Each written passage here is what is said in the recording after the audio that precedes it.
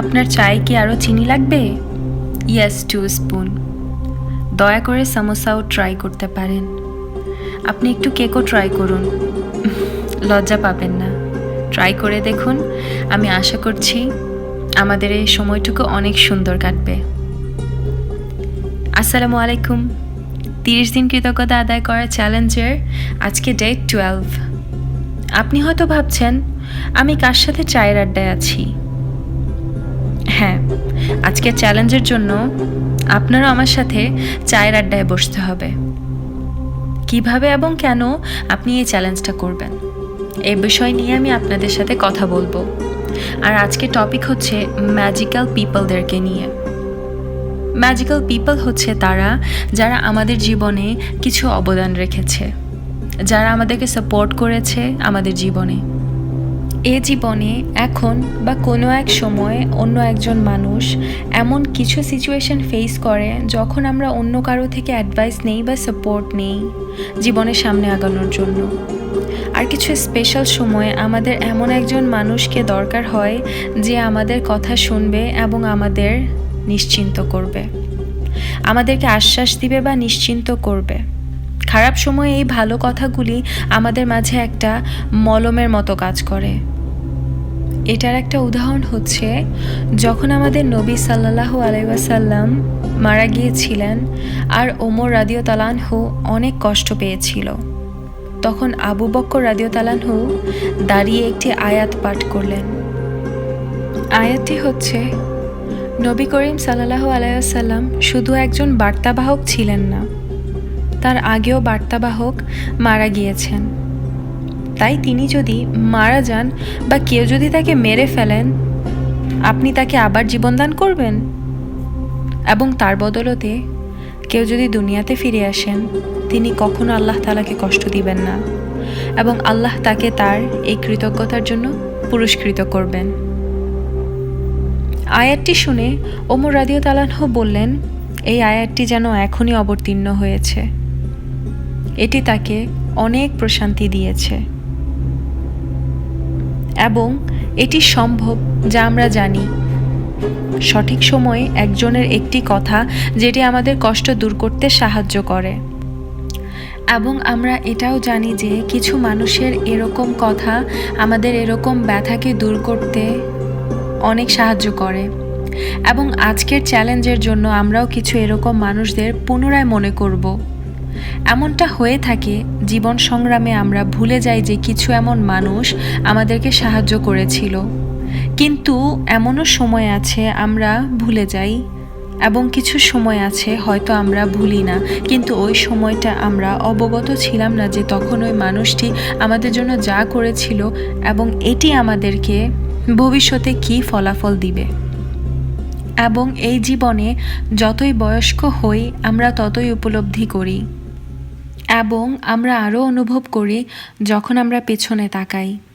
তখনই আমরা অনুভব করি এবং জানি যে ওই একজন মানুষের কী অবদান রেখেছিল ওই সময়, এবং ওই মানুষটির জন্য আমরা এখন যেখানে দাঁড়িয়ে আছি ওখানে পৌঁছেছি। এবং আমি উপলব্ধি করতে পেরেছি যে ওই মানুষটি ছিল মূল, কারণ ওই মানুষটি আমার জীবনটি জাদুর মতো চেঞ্জ করে দিয়েছিল আমাদের ভালোর জন্য। হ্যাঁ, আমি এমন মানুষদের নিয়ে কথা বলছি, অ্যান্ড আমি শিওর যে প্রতিটি মানুষের জীবনে এমন একজন দুইজন মানুষ আছে যে তাদের মাধ্যমে আমরা উপকৃত হয়েছি কোনো না কোনোভাবে। ওই মানুষটি হতে পারে একজন শিক্ষক বা একজন কোচ, অথবা আমাদের আঙ্কেল আন্টি বা আমাদের ভাই বোন বা আমাদের দাদা দাদি বা পরিবারের যে কোনো সদস্য। সে হতে পারে একজন ডক্টর, একজন নার্স অথবা একজন বন্ধু। তারা আপনাকে অনুপ্রেরণা দিয়েছে কোনো একটা জিনিস নিয়ে যেটা এখন আপনার জীবনের মূল প্রতিভা। হতে পারে এমন কেউ যাকে আপনি চিনেন, কিন্তু তারাও আপনার জীবনে এসেছিল খুব ব্রিফলি এবং আপনাদের সাথে দয়াশীল ছিল, যেটি আপনাদের মূলকে উপলব্ধি করিয়েছে। এটা হতে পারে আমাদের অভিভাবক অথবা আমাদের বন্ধু অথবা এমন কেউ যে আমাদের আত্মীয় নয়, এবং ওই ট্রু পার্সনটি আপনাকে সাহায্য করেছিল যখন আপনার সাহায্যের খুব দরকার ছিল। তখন আপনাকে সাপোর্ট করেছে, অথবা আপনার জীবনে একটি পরিবর্তন এনেছে। উদাহরণস্বরূপ হতে পারে কারোর সাথে কিছু সময় কাটানোর ফলে আমাদের মাঝে কিছু লেখালেখির বা ইন্টারেস্টিং কিছু করার প্রতিভা তৈরি হয়েছে। অথবা এমন কেউ যিনি আমাদেরকে অনুপ্রেরণা দিয়েছে অনেক ভালোভাবে কোরআন তেলাওয়াতের মাধ্যমে ভালোবাসা এবং আকাঙ্ক্ষা খুঁজে পাওয়ার। অথবা আমাদেরকে অনুপ্রেরণা দিয়েছে কোনো একটি গ্রুপ জয়েন করার, অথবা কোনো একটি নতুন পেশা, অথবা হতে পারে আমাদের এমন কোনো বন্ধু যে আমাদের স্কুল বা কলেজে ছিল, যে আমাদের পড়াশোনা হেল্প করেছিল উন্নতি করার জন্য। হয়তো এমন কেউ যে আমাদেরকে শিখিয়েছে নিজের জীবনকে কিভাবে কন্ট্রোল করতে হয় এবং কিভাবে ভদ্রতা বজায় রাখতে হয় এবং নিজের জীবনকে সুশৃঙ্খল করতে হয় এবং কিভাবে নিজের চরিত্র সুন্দর করতে প্রভাব ফেলেছিল। এমন হতে পারে যে যিনি আমাদেরকে জীবনে হেল্প করেছিল উনি মারা গেছেন, কিন্তু আমরা তাও তাদের প্রতি কৃতজ্ঞ হতে পারি তাদের জন্য দোয়া করে। হয়তো এমন একজনকে কেউ অতীতে বা বর্তমানে বা ভবিষ্যতে থাকবে, দোয়ার মাধ্যমে তার কৃতজ্ঞতা প্রকাশ করতে পারি। একইভাবে কৃতজ্ঞতা অন্য মানুষদের উপরও দেখাতে পারি, তাই চিন্তার কিছু নেই। উদাহরণস্বরূপ আমাদের যাদের অভিভাবক মারা গিয়েছেন, আমরা তাদের জন্য এখনও দোয়া করতে পারি, তাদের জন্য শুকরিয়া আদায় করতে পারি এবং তাদের প্রতি কৃতজ্ঞতা প্রকাশ করতে পারি, এবং আমরা তাদের জন্য এই দোয়ার উপহারটা পাঠাতে পারি। এবং একইভাবে আমরা এমন 3 জন মানুষকে চুজ করব এবং কিভাবে আজকে চ্যালেঞ্জটি সম্পূর্ণ করতে পারবেন এটি সম্পর্কে বিস্তারিত বলবো। পরবর্তী চ্যালেঞ্জের আগের 24 ঘন্টার মধ্যে আপনি চা নিয়ে বসুন এবং 3 জন মানুষকে নিয়ে ভাবুন, যেমনটা আমি ভিডিওর শুরুতে করেছিলাম। আপনি এমন 3 জন মানুষকে চুজ করতে পারেন যারা আপনাকে হেল্প করেছে এই পর্যায়ে আসতে যেখানে আপনি এখন আছেন। এটা যে কেউ হতে পারে, হয়তো তিনি আপনার শৈশবকাল থেকেও হতে পারে, এবং যখন আপনি এই সিদ্ধান্তে পৌঁছাবেন যে তারা কারা এবং তাদের প্রতিচ্ছবি আপনি কল্পনা করতে পারবেন, তাদেরকে আপনার চিহ্নিত করতে হবে এমনভাবে যে তারা আপনার ঘরে আসা কোনো মেহমান।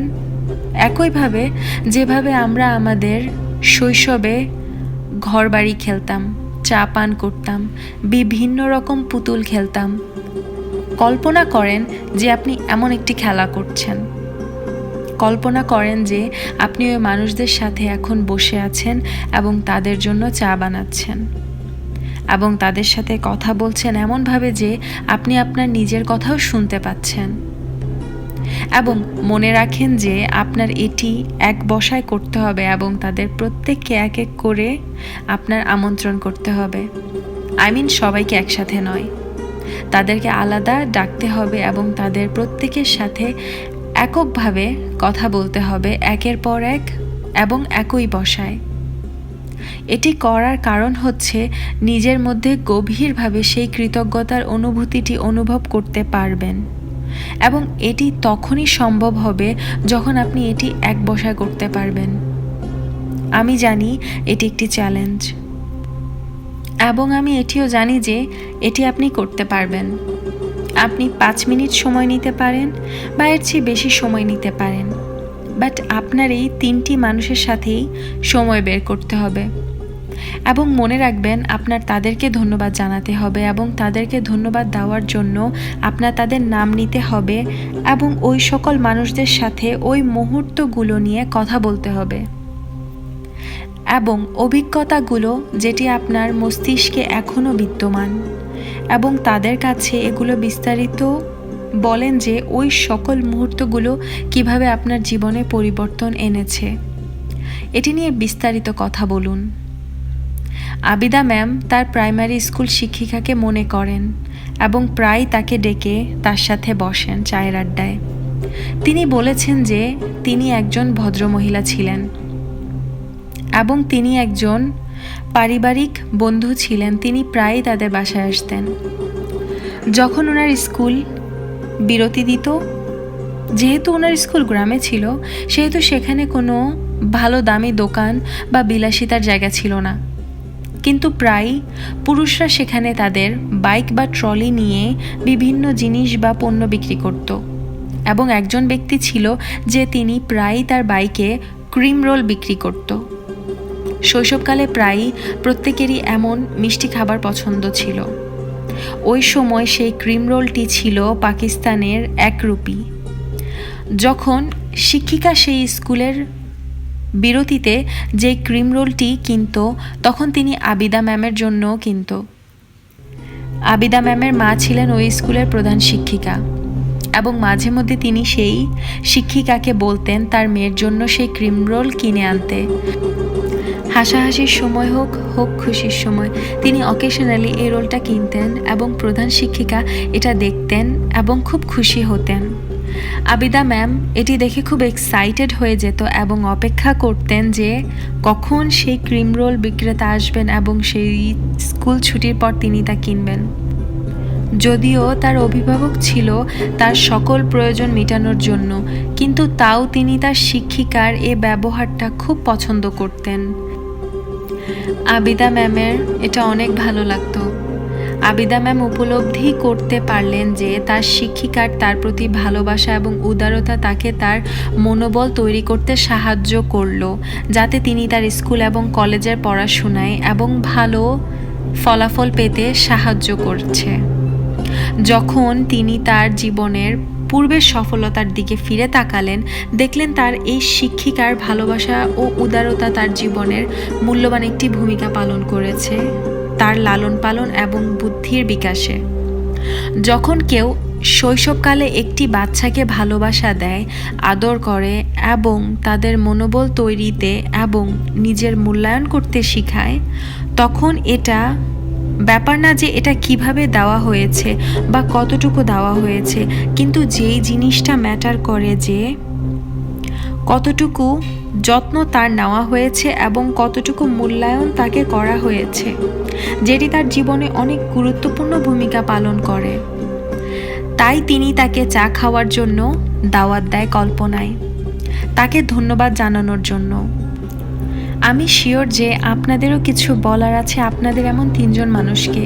এটি আপনার উপর যে আপনি কি বলবেন, কিন্তু অবশ্যই তাদেরকে এটি বলবেন যে কোন কারণে আপনি তাদের প্রতি কৃতজ্ঞ।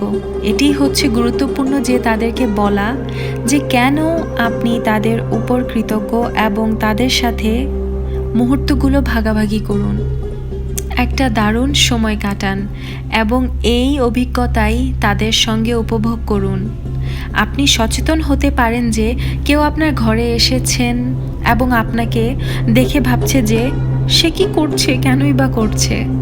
যদি আপনি কনফিডেন্ট না হন এমন চায়ের আড্ডা কল্পনা করতে, তাহলে আপনি একটি কার্ড কিনতে পারেন বা তাদেরকে উদ্দেশ্য করে একটি চিঠি লিখতে পারেন এবং এর মাধ্যমে আপনি তাদেরকে কৃতজ্ঞতা আদায় করতে পারেন। যদি আপনি এই চ্যালেঞ্জটা এভাবেই পূরণ করতে পারেন যেমনটা আমি বলেছি, তাহলে আপনি অবশ্যই একটি ফলাফল পাবেন। আমার বোন আমার রুমে তখনই প্রবেশ করলো যখন আমি এই চ্যালেঞ্জটি করছিলাম এবং বলল, আপি আমিও কি চা খেতে পারি? আমি বললাম, হ্যাঁ আসো, আমার পাশে বসো। এবং আমিও তাকে 1 কাপ চা দিলাম এবং আমার ওকেও ধন্যবাদ জানানো উচিত এবং আমি ওকে বললাম থ্যাংক ইউ, আমার বোন হওয়ার জন্য ধন্যবাদ, আমাকে ভালোবাসার জন্য এবং আমার প্রতি যত্নবান হওয়ার জন্য। সো লজ্জা পাবেন না, আপনি চাইলেই এই অভিজ্ঞতাটি আপনার সন্তান বা পরিবারের সাথে ভাগাভাগি করতে পারেন। কিন্তু আমাদের পরবর্তী একটি পন্থাও হাতে রাখা উচিত, যাতে আমরা খুব সহজেই নিজেদের জন্য এটি সহজভাবে করে নিতে পারি, যেটা করতে আপনি স্বাচ্ছন্দ্য বোধ করেন। উদাহরণস্বরূপ, যদি আপনার দ্বারা সম্ভব না হয় দাঁড়িয়ে ইবাদত করা, তাহলে এটি বলা আছে যে বসে ইবাদত করতে পারবেন। তাই সমসাময়িকতার উপর নির্ভর করে এই চ্যালেঞ্জটি পরিপূর্ণ করা সম্ভব। মানুষের প্রতি শুকরিয়া আদায় করা মানে হচ্ছে আল্লাহর শুকরিয়া আদায় করা এবং কৃতজ্ঞতা প্রকাশ করা হচ্ছে নিজের জন্য লাভবান, কারণ এটার মধ্যে দিয়েই আমরা আমাদের আল্লাহ রাব্বুল আলামিনের রহমত পাই। সো আজকে এশার নামাজের পর বা রাতে ঘুমাতে যাওয়ার আগে আপনি আল্লাহর কাছে শুকরিয়া আদায় করবেন এবং এমন 5টি জিনিসের জন্য যেটা আজকে ঘটেছে সেটার জন্য শুকরিয়া আদায় করবেন এবং ফজরের নামাজের পর 10টি নিয়ামতের কথা লিখবেন এবং আল্লাহর কাছে সেটার জন্য আপনি শুকরিয়া আদায় করবেন। আল্লাহ আপনাকে যত নিয়ামত দান করেছেন তার জন্য আপনি শুকরিয়া আদায় করুন। আল্লাহকে 3 বার থ্যাংক ইউ বলুন। Thank you Allah, thank you Allah, thank you Allah. এটাই প্রতিদিন করুন। আরও নতুন একটি চ্যালেঞ্জ নিয়ে আসবো কালকে ইনশাল্লাহ। ভালো থাকবেন।